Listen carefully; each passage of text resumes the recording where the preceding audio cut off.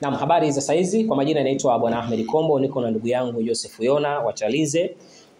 Tuko hapa kwa ajili ya kuweza kutambua juhudi za rais wetu wa Jamhuri ya Muungano wa Tanzania, Daktari Samia Suluhu Hassan, lakini tumie fursa hii kumshukuru Mwenyezi Mungu mwingi wa rehema ambaye ametupa afya mimi na wewe na wengineo pia. Lakini nitumie fursa hii kumwombea rais wangu wa Jamhuri ya Muungano wa Tanzania afya njema. Mimi naona tunamwombea rais wetu na Mwenyezi Mungu aendelee kumpa afya njema na nguvu aendelee kutuhudumia sisi wa Tanzania.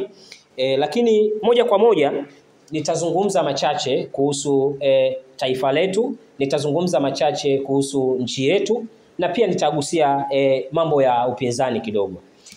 Naposema nagusia mambo ya upinzani ni kwa sababu zifuatazo. Naona kwa sababu zifuatazo. Sababu gani ambazo zinazofuata? Watu wanajaribu kumchafua rais wa Jamhuri ya Muungano wa Tanzania kwa vitabia vya ovyo. Tunapozungumza vitabia vya ovyo ni kwa sababu zifuatazo. Na hapa na mimi nitapasuka leo.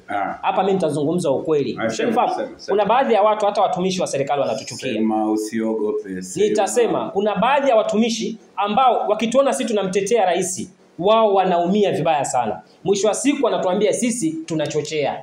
Kuchochea, je, Chadema wanayoyazungumza, wanayopotosha kuhusu serikali, ina maana wao ndo wanasifia, yani wao ndo wanampamba mheshimiwa rais. Wao waliopeleka taarifa za uongo bunge la Ulaya ndio watu sahihi. Kuna baadhi ya viongozi wa serikali wanamhujumu rais. Na sisi tukikujua kwa jina tutakutaja tu, hatuogopi. Ndio maana nasema, ndio maana sisi hatuwashiki mkono, kwa sababu muda wote rais. Kama kiongozi kafanya mema, kwa nini tusizungumze? Tuacheni unafiki. Tena watu wengine wamekula teuzi. Wamependelewa, wamekula teuzi, ndio wanasema kwamba safari ya mamba kengi hawakosi. Na naamini kwamba si kila unayekuwa naye anakupenda. Anakupenda kwa sababu. Ushanifahamu? Kwa kiufupi, tunaona ni namna gani watu wanapojaribu kuzungumza mambo mabaya kuhusu kiongozi wetu wa nchi. Sisi kama vijana tunaumia kwa sababu hatukutarajia.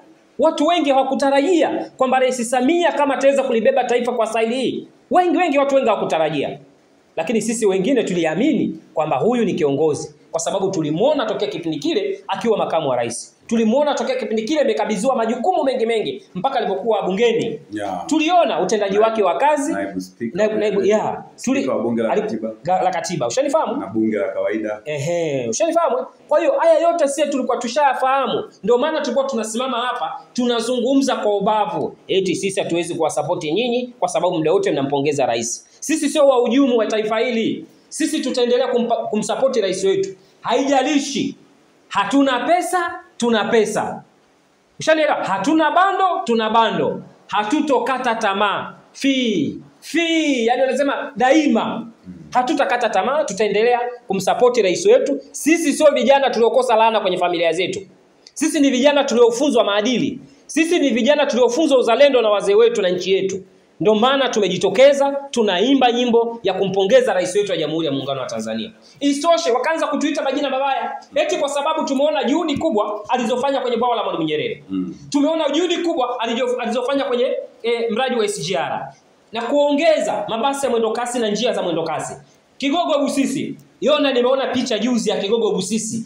I say, yani mpaka nikasema huyu mama, mimi nilipita pale Makonda akiwa mwenezi, wacha nimtaje. Nilipita pale kwa sababu kitaaluma ni mwanahabari. Nilienda kwenye ziara, nilipata nafasi ya kwenda kwenye ziara. Nilipoenda kwenye ile ziara tulipita pale. Niliona Menda Geita juzi. Wewe umeenda Geita juzi. Ushanifahamu? Kipindi tunatoka Mwanza tunaitafuta Chato na hisi ile. Ushanifahamu? Tunatoka pale. Sisi tulipita kwenye service road ya daraja linalojengwa, nikawauliza mbona kuna mabasi pembeni? Akasema wewe unakaa sehemu fulani, unaonaga chombo kinachovusha kile na mabasi, watu wanashuka kwenye mabasi, inapakizwa moja baada ya moja. Hapa afu ile distance ni ndefu sana. Ushanifahamu? Kilomita 3. Na daraja la Kigogo Busisi mzee wetu anaondoka zake, aliacha bado halijaisha. Ilikuwa asilimia kama 10. Asilimia 10 tuseme. Ushanifahamu? Lakini sasa hivi lile daraja mpaka sasa. Kwa hiyo mambo mengi rais wetu ameweza kuyafanya. Ushanifahamu? Lakini watu hawataki sisi tumpongeze rais. Chadema wanachotaka wao ni kumchafua rais eti kujiita upinzani. Upinzani ushuzi. Upinzani ni ujinga. Upinzani unapinga maendeleo ya taifa lako. Ukiona serikali sehemu moja imeteleza, una haki ya kukumbusha. Sio kukosoa, yani kukosoa kwa kuponda, yani kuponda. Ukiona kiongozi kuna sehemu fulani ameteleza, Kuna namna nzuri ya kuweza kumshauri kama kiongozi wa nchi. Bwana, hapa kuna hili na hili na hili na hili. Niliona matamko fulani sitaki kuyazungumzia, lakini kama yanamlazimisha rais.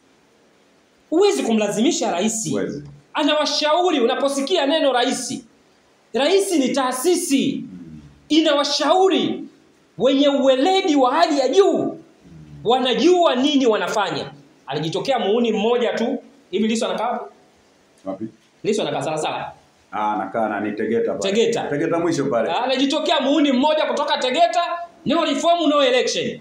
Rais wetu hakuna alichokifanya. Kwanza mwanzo mimi ninashangaa kitu hichi kimoja. Kuna klipu nyingi sana zipo. Lissu akimpongeza rais wa Jamhuri ya Muungano wa Tanzania. Nyingi. Umeelewa? Alikuwa anampongeza rais amefanya hivi. Ghafla akaja akabadilika. Kwa sababu aliwaza ya kwamba nikibadilika huenda nikahongwa pesa. Sisi nchi hii haina system hiyo. Fanya kazi ule, usitegemee uzungumze ndio upate pesa. Ingekuwa hivyo basi mimi leo na ndugu yangu Yona tungekuwa matajiri. Mwaka wa ngapi huu?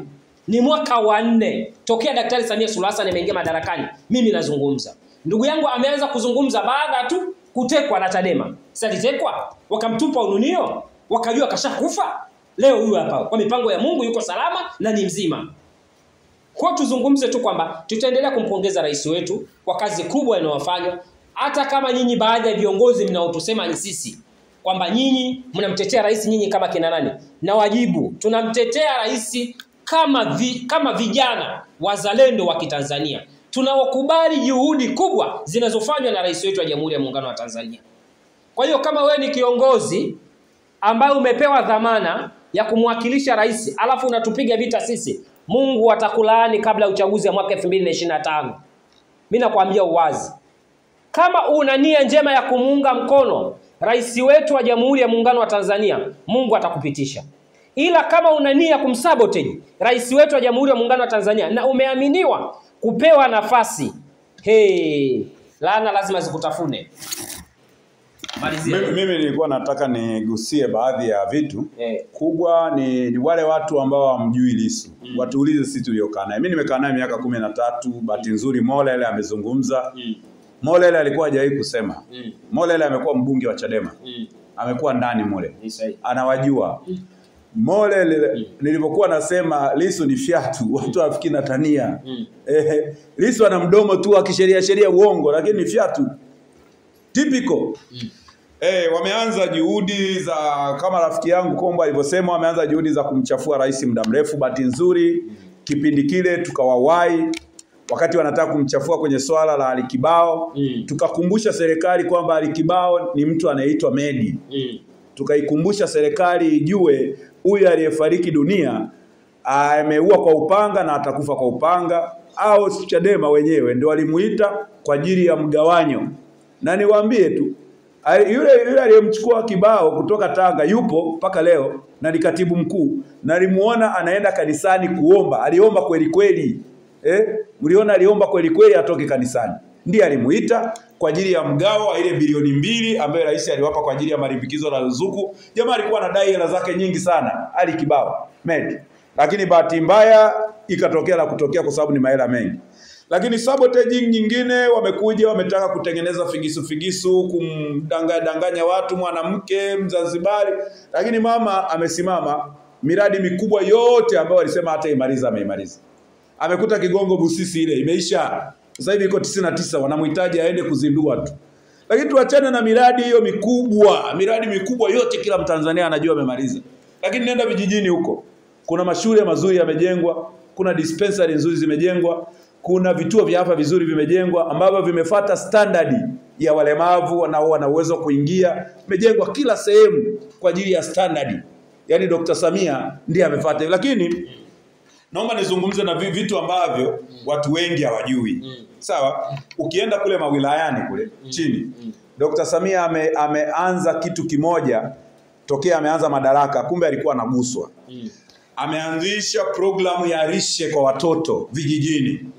Kwa hiyo kuna programu ya lishe kwa watoto, na nikwambie kila mkuu wa wilaya anahitaji maxi kwa ajili ya lishe ya watoto. Na ule mkataba wametoa kuanzia mkuu wa mkoa, mkuu wa wilaya, paka inashuka chini kwenye watendaji wa vijiji. Kila mmoja amepewa mkataba wa kusaini kuhakikisha watoto wetu wanapata lishe. Kwa hiyo watoto wale wanaopata utapiamlo vijijini wamepungua kwa sababu wanapewa lishe, na lishe yenyewe ni recorded. Yaani viongozi wa serikali wanataka waione iko recorded, umetoa lishe gani. Sio umempa uji tu umeweka iwe uji kweli kweli una lishe ambao unamsaidia mtoto. Kwa hiyo vijijini kila Ijumaa ngapi watoto wanakula lishe, wanakusanyika kwenye vituo vya afya, dispensary, kwa sababu ya mkakati ya upendo wa Rais Dr. Samia. Lakini ukienda standardi ambayo inawekwa kwenye chanjo za watoto wetu, leo Dr. Samia aliwaza sana. Nikwambie Kombo, siku ukipata mtoto mdogo utaona. Unajua sasa hivi Ocean Road ile imejaa watu wanaumwa kansa. Leo watoto wetu wako protected na sindano kwa ajili chanjo kwa ajili ya kansa ijayo. Kwa hiyo wako protected. Kwa hiyo leo rais yuko pale Ikulu Magogoni, yuko Dodoma Ikulu Chamwino, anaiangalia Tanzania ni namna gani asaidie wa Tanzania. Moja, lishe; pili, kuokoa watoto wasije kupata kansa huko baadaye. Lakini tatu, amemtua mama ndoo kichwani. Mnaona miradi ya maji, na bahati nzuri leo tunapozungumza ndio Wizara ya Maji ilikuwa inawasilisha bajeti yake, na akaimba shairi pale la kumpongeza Dr. Samia. Lakini vile Juma Aweso nikaona bajeti yake imepitishwa kwa kishindo. Lakini la nne, Dr. Samia ametua wanawake kichwani kuni. Wanawake walikuwa wanatumia mkaa, ilikuwa inaumiza. Lakini sasa hivi nyumba nyingi walau sasa wanatumia nishati safi ya kupikia, kwa sababu mama ni champion kwa ajili ya nishati safi ya kupikia. Na kuna kitu nataka kugusia hapo. Karibu alafu nimalizie cha tano. Kwenye swala la nishati safi ya kupikia, mimi ni shahidi. Bibi yangu mmoja huko kwetu huko Pemba, unanifahamu, alienda kukata kuni. Ujiti.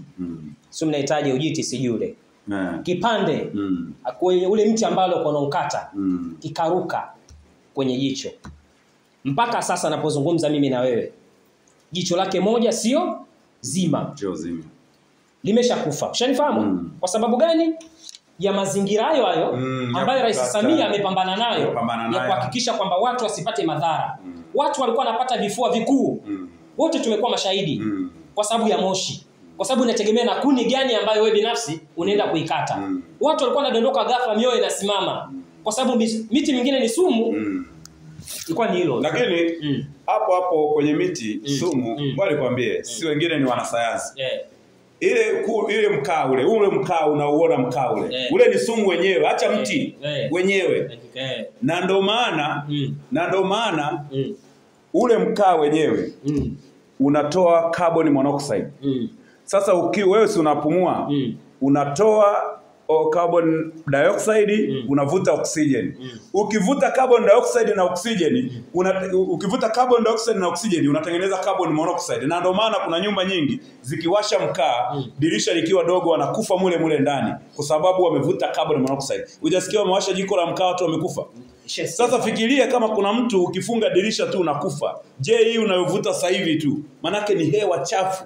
Kwa hiyo Dr. Samia amekuwa champion wa kutafuta nishati safi ya kupikia duniani, na sasa hivi anahakikisha Watanzania wengi tunapunguza kukata miti yetu ili kuruhusu mvua zinyeshe na kutumia nishati safi ya kupikia, na ndio maana mnaona gesi zinapelekwa. Lakini la mwisho ambayo nilikuwa nataka kuongea kuhusu maendeleo ya Dr. Samia ambaye anayafanya, watu wengi hawayajui. The unique development ambayo Rais Samia anafanya, watu hawajui. Lingine ni sasa hivi Dr. Samia ameanzisha chemba ya sheria pale kwa wakuu wa wilaya. Yaani leo kuanzia kwenye kata kule kuna watu kazi yao ni legal aid kwa ajili ya kusikiliza wananchi wenye matatizo ya kisheria. Kwa hiyo chemba iko kwenye kata na iko ofisi ya mkuu wa wilaya, na wamepewa room kabisa. Sasa hivi ukifika kwa wakuu wa wilaya, chumba ambacho ukikuta kimejaa sana ni vyumba viwili. Moja chumba cha NIDA, mwende mkaone chumba cha NIDA kwa mkuu wa wilaya, na chumba cha kutatua migogoro ya watu. Dr. Samia ameleta tena, sio kuleta wanasheria wa makanjanja, ameleta wanasheria mpaka mahakimu. Unajua zamani Kombo nikwambie, watu walikuwa wanaenda kwenye migogoro. Tumeonyesha baki dakika 2. Watu walikuwa wanaenda kwenye migogoro. Mkuu wa wilaya anakutana na issue gumu ya kisheria kwamba hii kesi iko mahakamani, ngoja kwanza tuiangalie. Sasa hivi ameleta watu wa sheria wanaosikiliza migogoro, wamekaa pale. Wale watu wa kisheria kazi yao ni kusikiliza migogoro na kuitatua na kuondoka nayo kwenda kuitatua mahakamani, na nje ya mahakama mingine inaishia pale pale. Kwa hiyo ndio maana sisi tukikaa tunampongeza rais wetu. Tusionekane tunasema tu, tunasema kwa sababu tuna reference. Asanteni sana. Asanteni sana kwa kutusikiliza.